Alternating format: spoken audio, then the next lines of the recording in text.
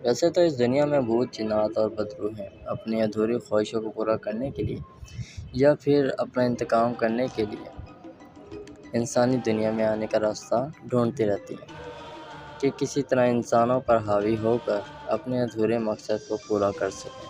یہ کہانی عادل اور ثنا کے ساتھ پیش آنے والے حادثے کی ہے۔ وہ لوگ ہنی مون منانے کے لیے ہمالیہ جا رہے تھے، ساری تیاریاں مکمل ہو چکی تھیں اور یہ لوگ اپنا ضروری سامان لے کر بائی روڈ ہمالیہ کے لیے نکل گئے۔ رات کافی ہو چکی تھی اور ہائیوے پر ان کی کار کے علاوہ کوئی بھی کار نہیں تھی۔ روڈ کے دونوں سائڈ گھنے جنگل تھے اور ویران سڑک پر بس یہ دونوں لوگ اپنی کار میں ہی جا رہے تھے۔ عادل اور ثنا ایک دوسرے سے بات کر رہے تھے۔ عادل کا دھیان روڈ کی طرف سے ہٹ گیا۔ اب یہ لوگ بات ہی کر رہے تھے کہ ان کی گاڑی سے کوئی چیز ٹکرا گئی۔ عادل اور ثنا اچانک سے چونک جاتے ہیں۔ عادل کار کو سائڈ پہ پارک کرتا ہے اور کار سے اتر کے دیکھتا ہے وہاں ایک کالی بلی ان کی گاڑی کے نیچے آ جانے سے مر گئی تھی۔ عادل اور ثنا اس بلی کی لاش کو اٹھا کر وہیں ایک جنگل میں دفنا دیتے ہیں۔ یہ لوگ اس بلی کو دفن کر تھوڑی دور ہی جاتے ہیں کہ ان کی گاڑی خراب ہو جاتی ہے۔ رات اندھیری، ہر طرف صرف جنگل اور سناٹا۔ ثنا کو ڈر لگتا ہے اور وہ کہتی ہے کہ کیوں نہ پیدل چل کر کوئی کاٹیج یا ہوٹل تلاش کریں تاکہ وہاں رات گزر سکے۔ تھوڑی آگے جا کر عادل کو ایک پرانا خستہ حال گیسٹ ہاؤس نظر آتا ہے جو کہ ان کے لیے اس وقت کی کسی نعمت سے کم نہیں تھا۔ یہ دونوں اپنی گاڑی وہیں چھوڑ کر اس گیسٹ ہاؤس میں چلے جاتے ہیں۔ وہاں صرف ایک بوڑھی عورت موجود ہوتی ہے۔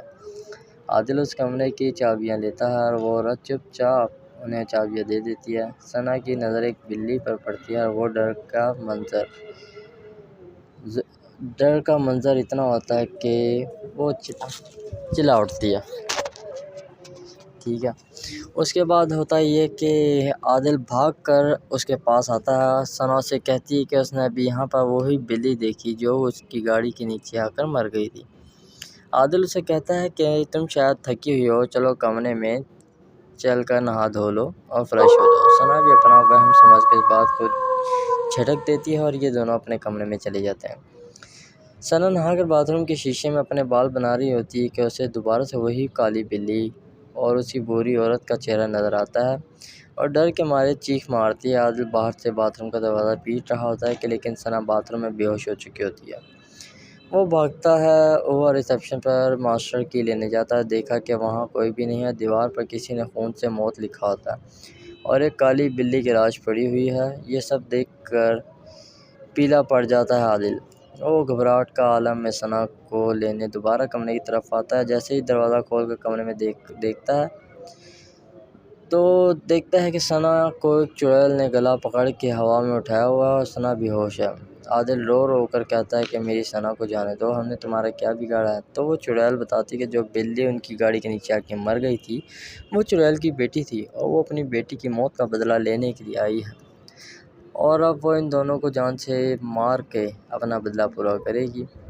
عادل کی لاکھ منتیں کرنے کے بعد بھی وہ چڑیل اپنے ناخنوں سے ثنا کا گلا چیر کر پھاڑ دیتی ہے اور اس کی گردن جسم سے الگ کر دیتی ہے۔